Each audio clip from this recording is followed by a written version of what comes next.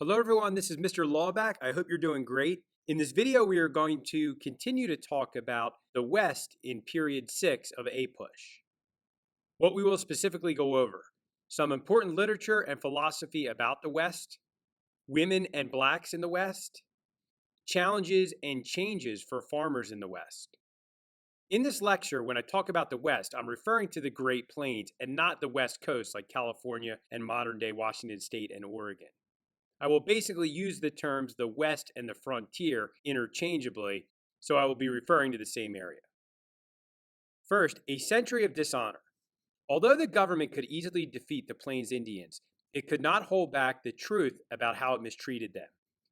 In 1881, Helen Hunt Jackson published A Century of Dishonor, documenting the misdeeds of corrupt Indian agents and government officials and land-hungry settlers.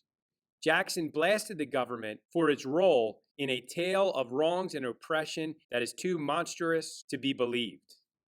Probably with good intentions, Jackson supported policies designed to bring Native Americans to assimilate into American life. A Century of Dishonor played a key role in mobilizing public support later for the Dawes Act. So a little refresher on the Dawes Act of 1887. The Dawes Act allowed the federal government to break up tribal lands. The federal government aimed to assimilate Native Americans into mainstream U.S. society by encouraging them to move towards a lifestyle of farming and agriculture, which meant dividing tribal lands into individual plots. Only the Native Americans who accepted the division of tribal lands were allowed to become U.S. citizens. Now, the Dawes Act resulted in the government taking over 90 million acres of tribal land from Native Americans, then selling that land to non-native U.S. citizens. Another piece of literature, Turner's Frontier Thesis, The West is Closed. As railroads pushed westward, settlers started filling in the territory. By 1889, North Dakota, South Dakota, Washington State, and Montana were populated enough to achieve statehood. Wyoming and Idaho followed in 1890. The American West was becoming settled, and not only by Native Americans. The results of the 1890 census prompted progressive historian Frederick Jackson Turner to declare the American frontier was closed and that this was a very important period in American history. Turner argued the frontier was significant because it was very uniquely American and did not exist in places like Europe. Turner argued that it shaped the American character, defined the American spirit, and fostered and encouraged the spread of democracy. The frontier also provided a safety valve for the economically distressed in urban and industrial centers by providing them a place to flee to and basically set the reset button.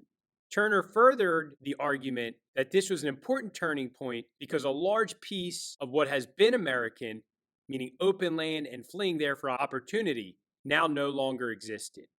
Turner argued that this was a monumental moment in American history. Turner's thesis also inspired later American imperial endeavors. So, challenges for Western farmers. The small farmer or yeoman farmer had long been celebrated in America and has long been considered the backbone of American society. This idealized vision was severely tested in the Great Plains in period 6. The romanticized picture of the West in the Homestead Act brochure was not all it was cracked up to be. Conditions on the Western Plains were harsh, bitterly cold winters and very oppressive summers. There were a lack of trees, and many homes had to be made out of sod. Water was often in short supply and would also be tainted and spread diseases such as typhoid. Settlers were commonly battling hordes of locusts, dust storms, and deadly blizzards. Most homesteaders actually failed and headed back east. By 1900, 2/3 had given up their farms. The only way to survive in these conditions was to cooperate with neighbors. Activities like barn raising and building fences ended up becoming collective enterprises among the spread out neighbors of the West. Local families had to team up and share responsibilities. Not only responsibilities working on the farm, but also with childcare.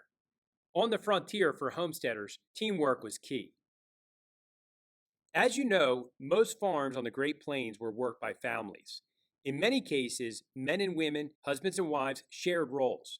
In the West, stereotypical men and women roles were not always filled accordingly. To a certain degree, there's a lot more equality on the frontier between men and women than there was back east. Maybe because of the important role women played on the farm, it was in the West that women's suffrage first became a reality. In 1887, 2 towns in Kansas allowed women to vote in local elections, and one woman was actually elected mayor in Kansas. This was obviously decades before the 19th Amendment, which was ratified in 1920, which guaranteed women the right to vote everywhere in the United States. To escape oppression of the post-Civil War South, many African Americans moved west looking for opportunity. Many did not have the money, and there was still discrimination in the West. But some blacks did become successful farmers on the frontier. The most famous group of blacks to leave the South for the West were the Exodusters. These people modeled their journey on the exodus of the Israelites from Egypt to the Promised Land. Unfortunately, the West did not prove to be a land of milk and honey for most Exodusters. That was a reference to the original Exodus journey of the Israelites from Egypt. Only 20% of black Exodusters established themselves as successful farmers. Remember, at this point, many blacks were leaving the South to go to northern cities as well. In 1862, the U.S. Department of Agriculture was established. The department provided information on new agricultural developments to farmers and served as a source of education. The 1860s and 1870s saw the introduction of new and better plows and other farming equipment. Some of the farm equipment was even steam-powered. Another big challenge for small-time farmers in the West were the formation of what was known as bonanza farms. These bonanza farms took farming and agriculture to an industrial and large business-like level. They would generally grow just 2 cash crops. They would sell in bulk to the eastern areas of the United States or to foreign markets. The owners of bonanza farms could afford the latest and greatest technology to help maximize their yield. Bonanza farms operated a lot more efficiently and with a lot larger profit than small-time farmers, and in many cases at the expense of small-time farmers. Between 1860 and 1900, the percentage of Americans working on farms went from 60% down to 37%. In many cases, there was an oversupply of crops due to the efficiency of these agribusiness bonanza farms. Many farmers fell into debt and had bank foreclosures on their property. As we will see later, the agricultural industry faced a lot of unique challenges in the later part of the 1800s. Now for some big takeaways. Helen Hunt Jackson's Century of Dishonor and Turner's Frontier Thesis were important philosophies about Western expansion. Women and blacks faced opportunity and challenges living on the frontier. Yeoman farmers or small farmers in the West faced a lot of challenges from the climate, from the economy, and from changing agricultural business practices like bonanza farms. Farming was becoming more and more industrialized. I hope this information helps you better understand the frontier and the West during Period 6. Have a great day, everybody.